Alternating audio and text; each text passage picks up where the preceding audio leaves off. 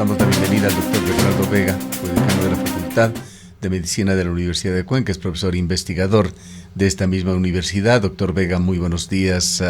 Importante conocer nuevamente con usted un balance de la situación, cómo avanza y cómo se lucha contra la pandemia en nuestro medio. Bienvenido.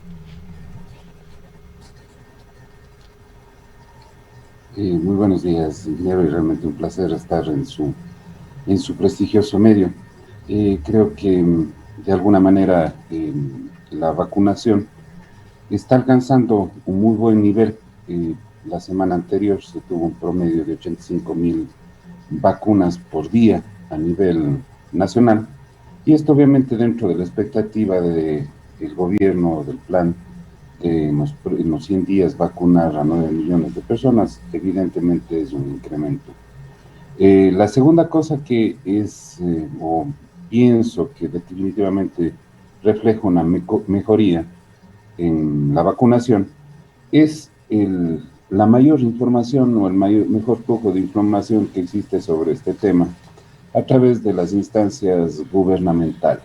Es importante, obviamente, consultar, saber y definir en qué etapa estamos de vacunación, qué grupos meta están teniendo o accediendo a la vacuna, y por otro lado también sabemos de las deficiencias y de las situaciones complejas que también existen en cuanto al ausentismo, no diría solo en el Azuay, sino también a nivel nacional. Iniciemos con este fenómeno del ausentismo. Son estos mitos, estas teorías conspiratorias, lo que están influyendo. De hecho, cada persona tiene el derecho de acudir o de no hacerlo. ¿O es el otro aspecto de falta de una adecuada información? Se está utilizando sobre todo redes sociales, pero las redes sociales continúan llegando en Ecuador solamente a una fracción de los ecuatorianos. Efectivamente, ¿no? Yo pienso que uno de los elementos fundamentales que permite regresar a una normalidad, a una nueva normalidad, como está sucediendo en otros países del día de ayer, España, por ejemplo, uno de los más golpeados en Europa por la pandemia, dejaba el uso de mascarilla o ya no es obligatorio en espacios abiertos, y situaciones similares están ocurriendo a nivel del mundo a medida que avanza el proceso de vacunación. Pero en esta semana Australia, Israel y otros países han retomado el uso de la mascarilla. Efectivamente, son procesos dinámicos que se van dando, y una de las situaciones complejas que se viene dando con la falta de vacunación o con la vacunación parcial es las mutaciones o las variantes que presenta el virus en la replicación. Es decir, existe algo de defensa y se va generando esta variante. Esta variante Delta o de la India demuestra ser 60% más contagiosa o más infectante que la actual. Y volviendo al tema de la vacunación, desde hace un año venimos trabajando en un proyecto, como usted conoce, que se llama ICP COVID, donde participan varias instancias y universidades a nivel del mundo, 22 exactamente, y hemos venido monitorizando ciertas comunalidades que se dan a nivel nacional y se dan a nivel local. Entre esas situaciones, evidentemente al principio la preocupación de la vacunación, de tener pocas dosis, generó obviamente un estrés colectivo, generó una situación de ansiedad por conseguir la vacuna, llegando a extremos bastante lamentables, como se vio al inicio o en los primeros meses de la vacunación con las 8,000 dosis primeras. Pero posteriormente, a nivel internacional, inclusive en Estados Unidos, al ser la vacuna voluntaria, un gran número de personas no acudió o no está accediendo a la vacuna por voluntad propia, y muchas de ellas basadas en mitos, en situaciones que obviamente más bien generan preocupación y mala información antes que un beneficio en la vacunación.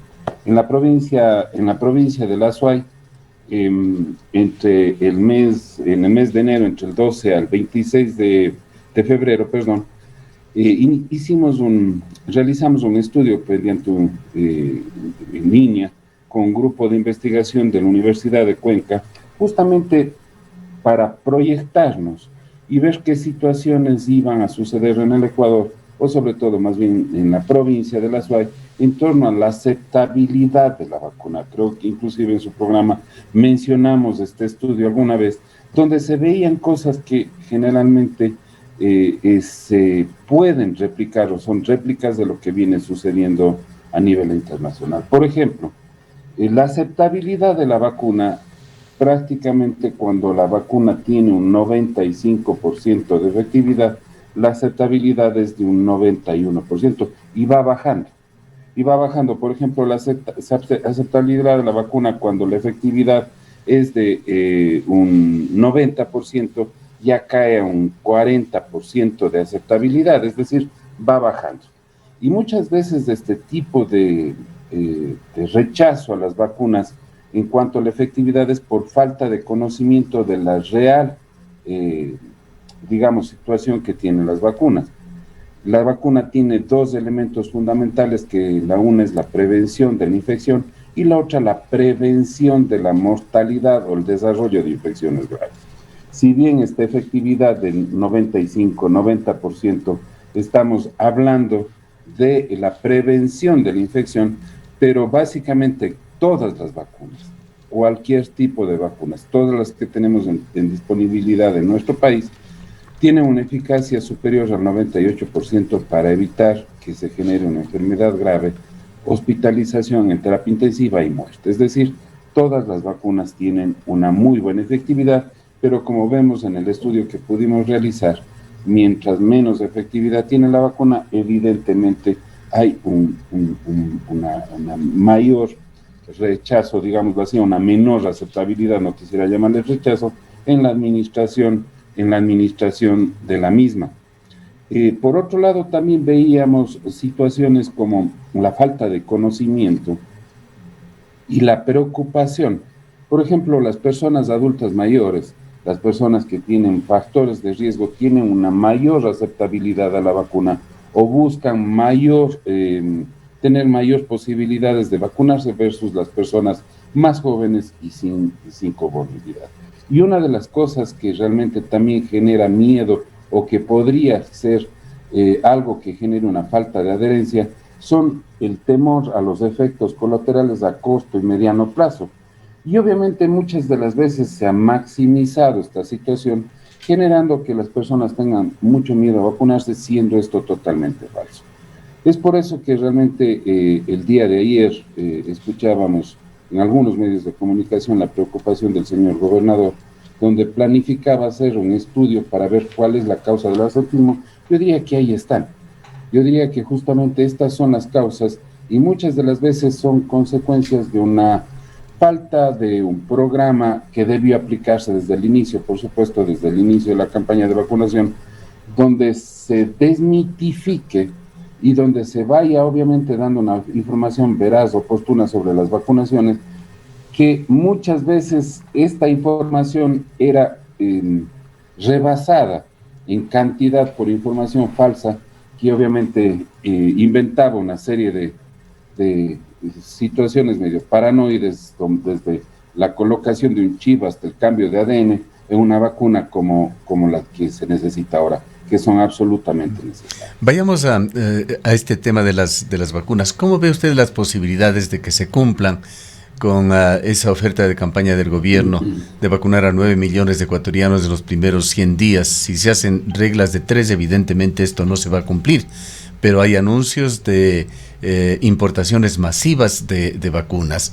El gobierno había anunciado que de la vacuna Covidesia de los laboratorios CanSino habían sido contratadas en una cifra de 6 millones de vacunas de una sola dosis y que estas llegarían para el mes de julio, que está próximo ya al país. Y el día de ayer se ha hecho otro anuncio por parte de la Embajada China en Ecuador de que 6 millones de Sinovac, vacunas Sinovac, llegarán también al país en las próximas semanas. Efectivamente, si echamos números y sacamos promedio de un total de número de vacunas aplicadas, por ejemplo, en meses y semanas anteriores, el número de dosis diarias se ha ido incrementando interesantemente, ¿no? Por ejemplo, antes del 24 de mayo, antes de la aplicación de este nuevo programa de vacunación, el promedio de vacunas por día era de alrededor de 25 a 30.000 vacunas por día. Ya a partir del 24 de mayo, donde se estructuró un plan, yo diría que un poco más organizado, el número fue subiendo de 60 a 70 y 80.000 vacunas por día. Es decir, haciendo esta regla de 3, serían 90.000 vacunas diarias. Efectivamente puede darse una aceleración. Y una de las cosas fundamentales es la disponibilidad de las vacunas. Creo que en las primeras etapas de la campaña de vacunación, la sobredemanda a nivel internacional hacía que obviamente a los países con menos capacidad económica llegue una menor cantidad de vacunas, y esta situación evidentemente generaba un enlentecimiento en la aplicación de las mismas, por supuesto que sí. La disponibilidad económica para la compra del país también es otra situación que iba en juego. Para ahora, para junio, ya una vez que vemos una situación donde que algunos países que acapararon, a lo mejor no sea la palabra, pero compraron 3 veces la cantidad de vacunas, o tenían la cantidad de vacunas suficiente como para vacunar 3 veces a su población, han cumplido esas metas, y ya las farmacéuticas comienzan a tener un flujo más directo, una mayor capacidad, una mayor posibilidad de venta, y evidentemente en la gestión que considero que abrir el mercado de las vacunas por parte del gobierno nacional permitiría que exista una mayor disponibilidad. Eventualmente ve usted en el futuro no muy lejano de que podamos los ciudadanos conseguir una vacuna en una farmacia. Sería factible. Mire, realmente yo pienso que una de las cosas que hay que quitarle el mito a la vacuna, hay que quitarle obviamente la situación de estrés, de temor que tendría con la vacuna, porque efectivamente se podría llegar a ese sentido. Es decir, si es que hay la suficiente cantidad de vacunas, si es que existe obviamente la disponibilidad o los mecanismos suficientes para adquirir la vacuna, pues sí. El objetivo es llegar a la mayor cantidad de personas. Ahí, en la venta en la farmacia, habrían algunas consideraciones que habría que tomar en cuenta, ¿no? La primera, hay vacunas como por ejemplo la de Pfizer, que tiene que mantenerse a una temperatura de menos 80 grados centígrados, pero hay otras vacunas que pueden mantenerse en una refrigeración común entre 2 y 8 grados centígrados. Una tendría que verse el tipo de vacuna. Bueno, perdón la interrupción, hay nueva tecnología también que están anunciando por vía oral, que se la pondrá muy pronto en el mercado internacional.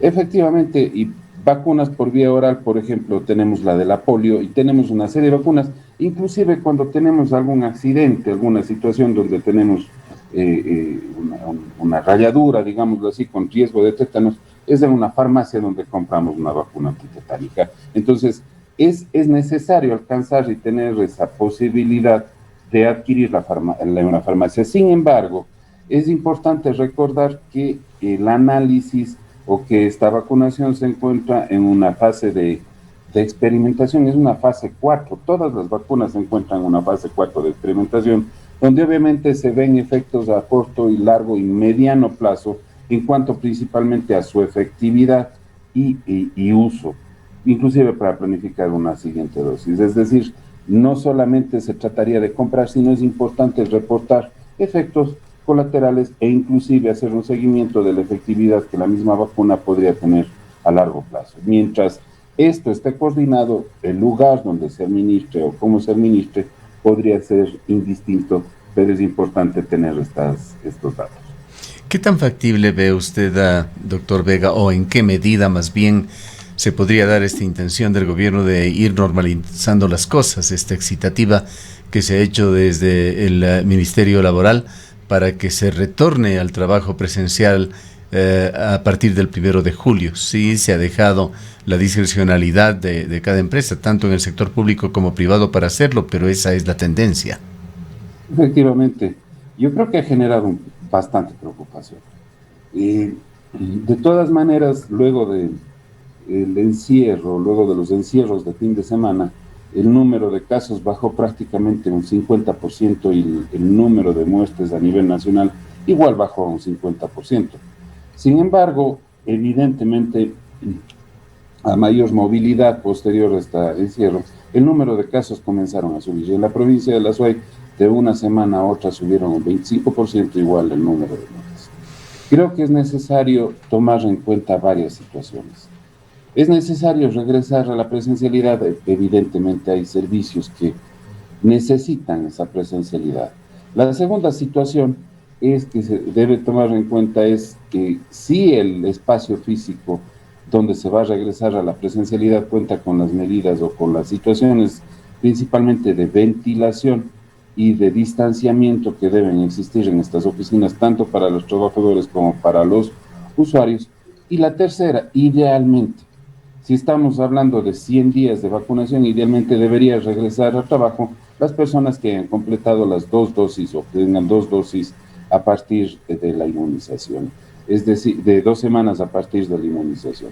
Es decir, son necesarias esas estrategias sin dejar de lado que obviamente a nivel poblacional se debe mantener o se debe seguir haciendo los testeos y se debe mantener también los rastreos de los contactos de aquellas personas que están o resulten positivas, a sabiendas de que obviamente estamos con una nueva cepa que, como usted muy bien lo mencionó, en Australia y en Israel están generando nuevos contagios y un incremento sí. En la... Para finalizar, doctor Vega, ¿cómo ve usted ese acto tan humano que ha sido realmente aplaudido, esa presencia de la Orquesta Sinfónica de Cuenca en el recinto de la UPS, que generó un ambiente muy positivo, esperanzador?